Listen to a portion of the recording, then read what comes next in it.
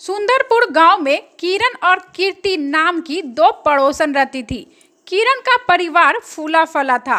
उसके पति की अच्छी नौकरी थी। उसके घर में किसी चीज की कोई कमी नहीं थी। अच्छा घर, गाड़ी सब था उसके पास। दोनों पति पत्नी और एक 5 साल का बेटा बंटी तीनों साथ रहते थे। वहीं कीर्ति का पति छोटी सी मजदूरी करता था। ये लोग बहुत गरीब थे। इनका भी 5 साल का एक बेटा था जिसका नाम था मिट्ठू। बंटी और मिट्ठू साथ में खेला करते थे। चल मिट्ठू, मैं चलता हूँ, अब बाद में खेलेंगे। माँ ने मुझे वादा किया था कि वो मुझे शाम में चॉकलेट खिलाने ले जाएगी, इसलिए मैं जा रहा हूँ चॉकलेट खाने। ठीक है? चॉकलेट, वाह! इतना बोलकर बंटी वहां से चला जाता है, किंतु मिट्ठू ने चॉकलेट कभी नहीं खाई थी। उसके मुंह से पानी गिरने लगती है। वह उदास होकर अपने घर लौट जाता है। क्या हुआ बेटा, तेरा मुंह क्यों लटका हुआ है? माँ, मुझे भी चॉकलेट खाना है, बड़ा वाला चॉकलेट। बंटी की माँ उसे चॉकलेट खिलाने ले गई, पर मैंने तो कभी चॉकलेट टेस्ट भी नहीं किया है माँ। बेटा, वो अमीर लोग हैं। तुझे तो पता है कि तेरे पापा की कमाई कितनी है। जैसे तैसे घर का गुजारा होता है। ऐसे में मैं तुम्हें चॉकलेट कहाँ से दूँ, वो भी बड़ी वाली चॉकलेट। जानता हूँ माँ, हम लोगों के पास इतनी पैसे नहीं हैं कि मैं बड़ा वाला चॉकलेट खरीद सकूँ। ठीक है माँ, छोड़िए, मुझे जोड़ों की भूख लगी है, मुझे खाने को दीजिए ना। हाँ बेटा, मैं अभी खाना लेकर आती हूँ। लो, ये लो, खाना खा लो। मैं कुछ देर में आती हूँ, मुझे कुछ काम है। ठीक है? इतना बोल के कीर्ति बाहर चली जाती है। रास्ते में वो सोचते हुए चलती है कि काश मेरे पास भी और पैसे होते तो मैं अपने बेटे को बड़ा वाला चॉकलेट खिला पाती।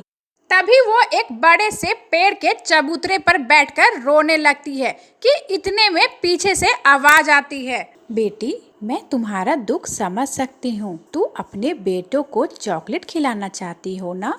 इसमें मैं तुम्हारी मदद कर सकती हूँ। दरअसल कीर्ति दुर्गा माँ की बहुत बड़ी भक्त थी।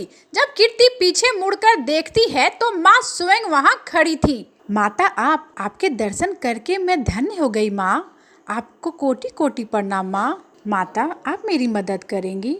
मेरा बेटा सच में चॉकलेट खाएगा माँ? हाँ कीर्ति, ये लो, कुछ बीज हैं, इन्हें अपने आंगन में रोप देना। दूसरे दिन जब इनसे पौधे निकलेंगे तो साथ में चॉकलेट भी होंगे, जिससे तू अपने बेटे को चॉकलेट खिला पाओगी। माता, सच में चॉकलेट के पौधे? हाँ कीर्ति, ये लो, तथास्तु।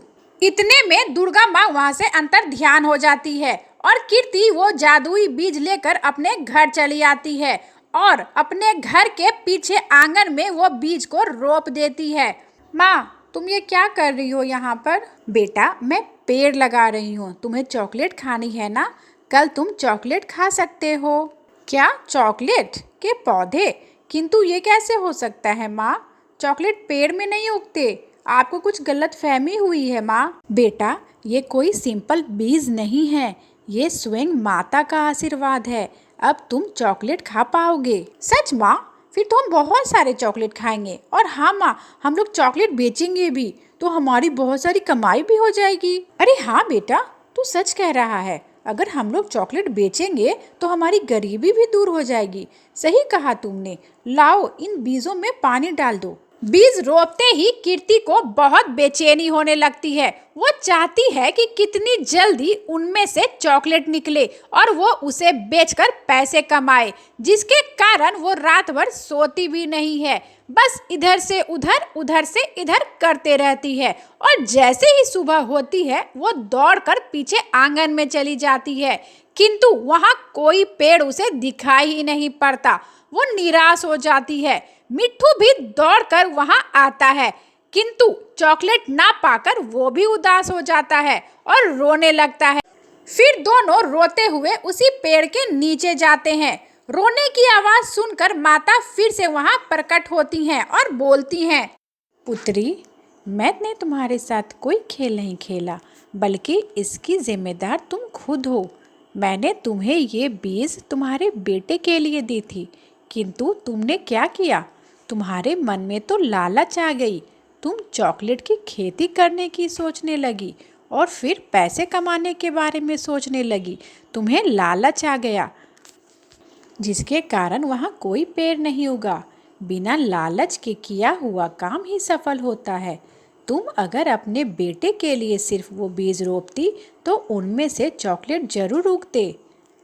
माता, मुझे माफ़ कर दीजिए। मैं आगे से कभी लालच नहीं करूँगी। मुझे क्षमा कर दीजिए माँ। ठीक है कीर्ति, ये लो, मैं तुम्हें दोबारा बीज दे रही हूँ, किंतु तुम बिना लालच किए इस बीज को रोपना। तुम्हें जरूर सफलता मिलेगी। तथास्तु। इतना बोलकर माता अंतर ध्यान हो जाती हैं और कीर्ति बीज लेकर अपने घर वापस आ जाती हैं। फिर वो उसी बीज को अपने आंगन में रोप देती है। दूसरे दिन जब कीर्ति और मिट्ठू उठते हैं तो सबसे पहले आंगन में जाकर देखते हैं, जहां बहुत सारे पेड़ उगे थे, जिनमें रंग बिरंगी छोटे बड़े सभी रंग के चॉकलेट भी लगे हुए थे। ये देखकर मिट्ठू और कीर्ति बहुत खुश होते हैं। मिट्ठू चॉकलेट तोड़कर खाने भी लगता है और कीर्ति गरीब बच्चों में भी चॉकलेट बांटने लगती है और दुर्गा माँ को कोटि कोटि प्रणाम करके धन्यवाद देती है।